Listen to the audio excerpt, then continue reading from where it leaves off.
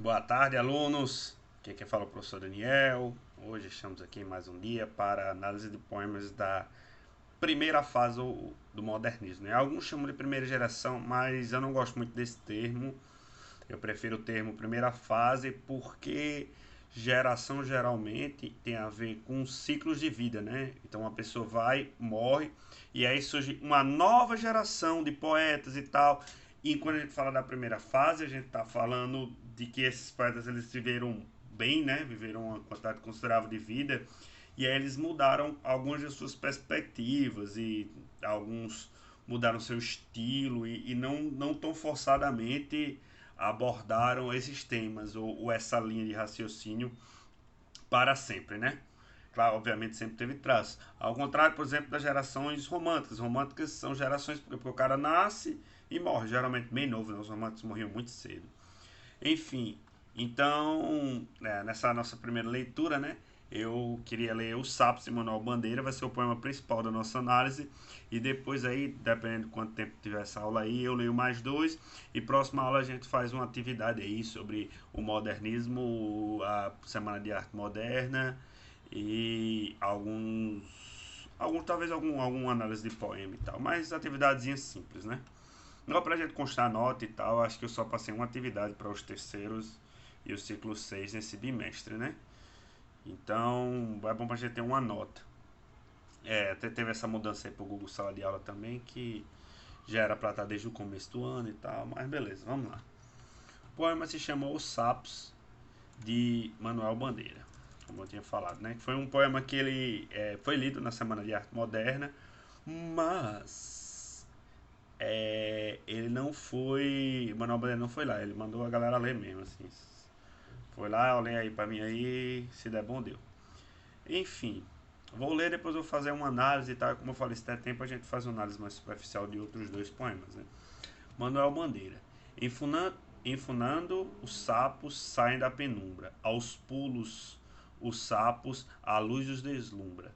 Em ronco que a terra, berra o sapo boi. Meu pai foi à guerra. Não foi, foi, não foi.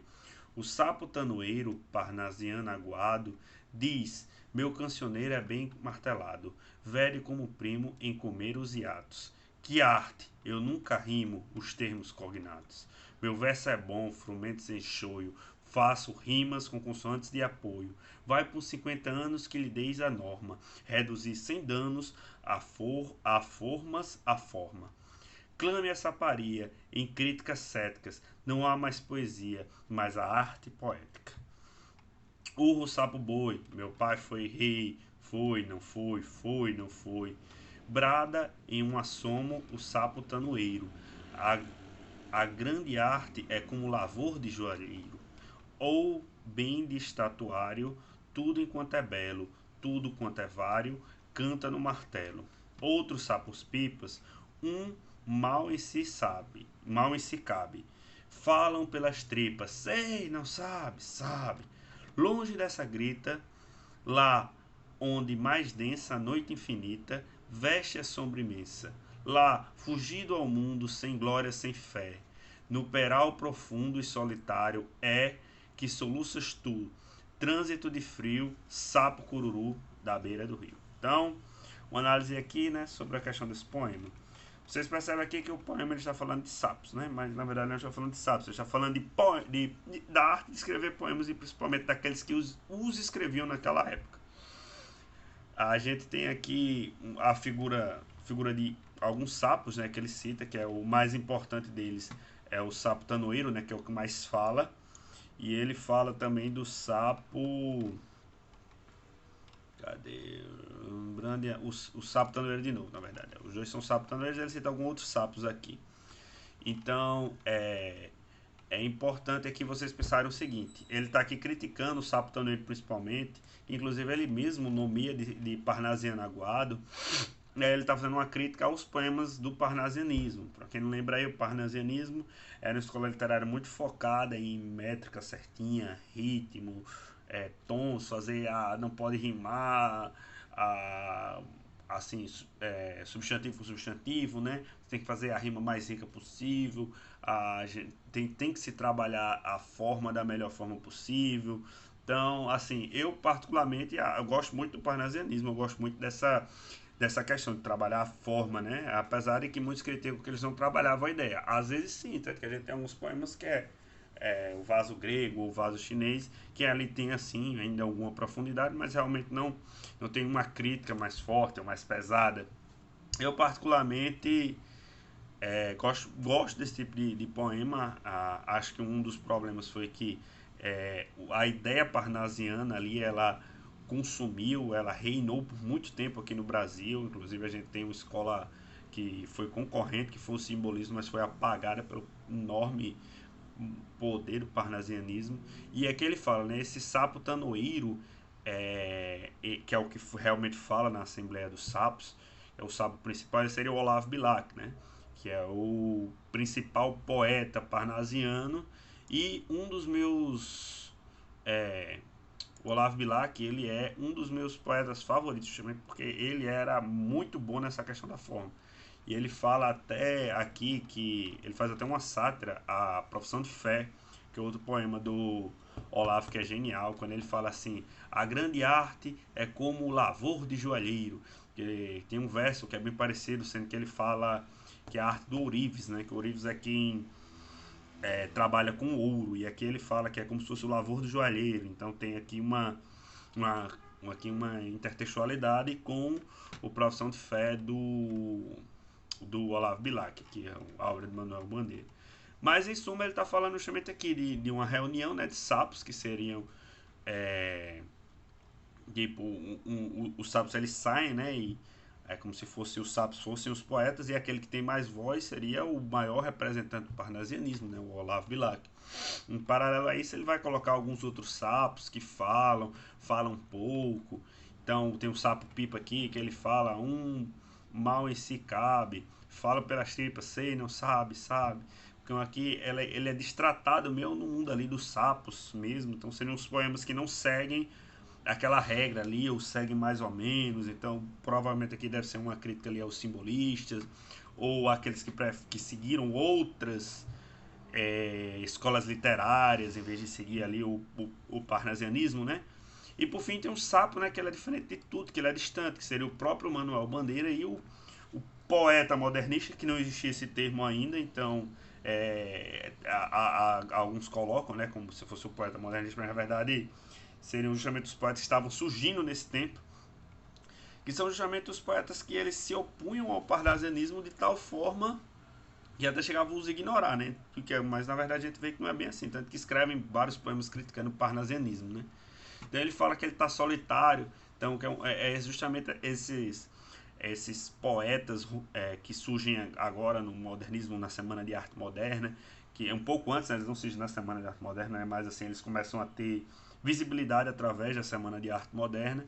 Então, como ele fala aqui, ó, lá fugido ao mundo, solitário, sem glória, sem fé. Então, o sapo cururu, né, que é um sapo bem, assim, um sapo mais simples, né, e é um sapo bem também regional, né, aqui do Brasil. Então, tem também essa perspectiva ali de um nacionalismo meio nacionalista e tal, que é aquela pegada do modernismo, né? O nacionalismo crítico, ou pelo menos essa primeira fase. Sim, outro motivo também que eu não gosto dessa primeira fase, porque na verdade desse termo, essa primeira fase parece que o modernismo surgiu aí. É... Tipo, eu tinha falado que eu não gosto do termo geração para o modernismo, mas eu só corrigindo aqui, eu também não gosto do termo fase, porque parece que o modernismo surgiu aqui e o modernismo fica parecendo que as pessoas mudavam assim fácil entre gerações ou fases, enquanto na verdade muitos os poetas acontecem mais por regionalidade. Então a primeira fase, entre aspas, são muitos poetas aqui do eixo Rio-São Paulo. A segunda fase tem muitos poetas, por exemplo, do Nordeste, do Norte, do Centro-Oeste. Então já vai começando a dar uma diversificada, né? Na questão aqui, que a maioria desses poetas se conheciam, eram amigos, sabe? Tomavam cafés, cachaça juntos e tal, pererê. Enquanto já nas outras fases também se conheciam, mas não tinham essa proximidade, tinha uma distância de região muito grande. E até porque alguns foram inspirados ou não por esses poetas, então é muito difícil você cravar assim o movimento. Geralmente você coloca mais pela ali o tempo de sucesso que eles fizeram, né? É uma situação Bem interessante. Enfim, já vai aí a aula em 10 minutos. Eu vou ler agora um dos poemas mais clássicos de Drummond, né? Eu acho que vocês devem conhecer, que é No meio do caminho tinha uma pedra. Tinha uma pedra no meio do caminho. Tinha uma pedra. No meio do caminho tinha uma pedra. Nunca esquecerei desse acontecimento. Na vida de minhas retinas tão fadigadas. Nunca me esquecerei que no meio do caminho tinha uma pedra. Tinha uma pedra no meio do caminho. No meio do caminho tinha uma pedra. Então, esse poema aqui, a galera fala, caraca, professor, pelo amor de Deus, que poema mais besta. Assim, depende do seu nível de interpretação, né? Aqui você pode ler esse poema de várias formas. Ele brinca muito com a questão da pedra, que a pedra ela aparece várias vezes, inclusive no meio do poema, de fato, né? Tem alguns versos, ela está realmente ali no meio da parada.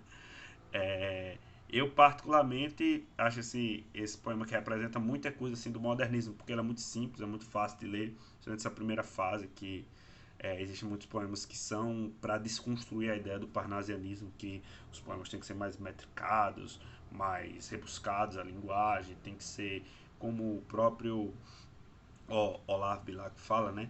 Tem que ser como o trabalho do Ourives, né? Vai pegar ali o ouro bruto, né? E vai transformar numa joia linda e maravilhosa, então um relógio, um colar, um bem. Então aqui os poemas, esse poema aqui se contrapõe muito bem a essa perspectiva que os parnasianos tinham, perspectiva muito dura. Então aqui é mais ou menos isso. E também tem aquela questão da simplicidade e no sentido metafórico da vida, né? Como a principal metáfora era dos sapos, né? No outro poema, que a pedra são os problemas, são as questões da vida que às vezes podem ser simples para alguém, outras vezes para você pode ser só uma pedra no meio do caminho que você passa por cima. Para outra pessoa essa pedra pode ser uma pedra muito mais complicada, pode ser uma questão muito maior. Então é bem interessante disso que ele fala até que, ó, tinha uma pedra no meio do caminho, que não, peraí. Nunca me esquecerei que no meio, não, deixa eu ver aqui, sim, aqui. Nunca me esquecerei desse acontecimento na vida de minhas retinas tão falhadas. Então, mesmo quando você fica velho, às vezes você fica preso, né, por aquele caminho que você pode não ter tomado por causa de uma pedra, ou que você teve grandes dificuldades por causa de uma pedra e tal. Então, sim, a gente pode aqui ficar divagando em horas, fazer uma análise mais profunda, uma análise aqui metalinguística, uma análise filosófica sobre esse poema, mas particularmente eu também acho que a galera às vezes extrapola demais. Eu acho que às vezes a galera dá como é que eu posso dizer, uma super interpretação para as coisas. E nesse poema que eu acho que ele sofre desse mal às vezes, sobre uma super interpretação, né? A galera fala que, deu em alguma entrevista de Drummond, eu acho que ele fala que esse poema não significava quase nada, que a galera, tipo, meio que viajava demais. Mas a princípio esse é um poema que é muito válido, principalmente para a época, porque, como eu falei, ele vai quebrando os padrões existentes do parnasianismo. E por fim, né, por último, aqui o último poema que eu vou ler é Canto de Regresso à Pátria, que é do Oswald de Andrade, né? Alguns falam Oswald, outros falam Osvaldo, tipo uma professora minha disse que eu conheci ele era para disse que gostaria de ser chamado de Osvaldo, conheci alguém que conheceu, não lembro agora. Não lembro. Também não levo muita fé não, porque o pessoal fala muita besteira. Então, é um poema lá que uma sátira à canção do exílio, né? Que é aquela minha terra tem palmeiras, não canto sabiá, as aves que aqui gorjeiam não gorjeiam como lá. Tal, que até tem um trechinho, né, no nosso hino sobre esse poema, né? Minha terra tem mais vidas, parará. Aqui ele faz uma sátira, né? E eu vou ler aqui, depois eu vou fazer uma rápida análise, né? Como eu falei aqui, esses dois poemas aqui o foco é um pouco mais direto. Minha terra tem palmares, onde gorjeia o mar. Os passarinhos daqui não cantam como os de lá. Minha terra tem mais rosas e quase que mais amores. Minha terra tem mais ouro, minha terra tem mais terra. Ouro, terra, amor e rosas, eu quero tudo de lá. Não permita a Deus que eu morra sem que volte para lá. Não permita a Deus que eu morra sem que eu volte para São Paulo. Sem que veja a Rua 15 e o progresso de São Paulo. Então aqui você pode notar por o pra, de verdade, sem que eu volte para São Paulo.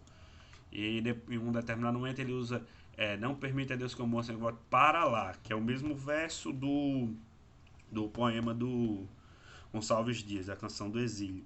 É bem interessante aqui que é como aqui ele está realmente dando a citação, né, direta do Gonçalves Dias, utilizando uma linguagem mais ou menos romântica. E enquanto quando ele volta, né, para falar realmente do poema dele, ele usa o pra.